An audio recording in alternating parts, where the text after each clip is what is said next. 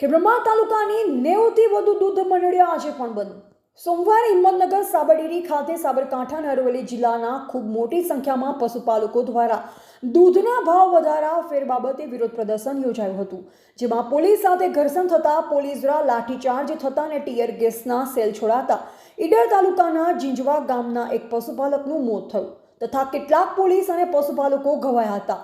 એ પછી આજ સુધી પશુપાલકો અને ડેરીના નિયામક મંડળ સાથે કોઈ સમાધાન ન થતાં આજે સવાર સુધીમાં પણ ખેડબ્રહ્મા તાલુકાની 90થી વધુ દૂધ મંડળીઓમાં દૂધ લેવાનું બંધ રખાતા તમામ ગામોના પશુપાલકોએ આ દૂધ ગામમાં જરૂરિયાત લોકોને વિનામૂલ્યે આપ્યું હતું.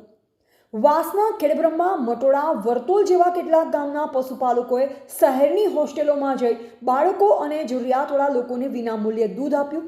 ગોતા ગામે ગામના તથા આસપાસના જરૂરિયાત લોકોને દૂધ વેચ્યું હતું. રિપોર્ટર જયેશ ઠાકોર સાથે શૈલેષ પટેલ, જિલ્લા bureau chief, Sabarkantha, JB Gujarat news.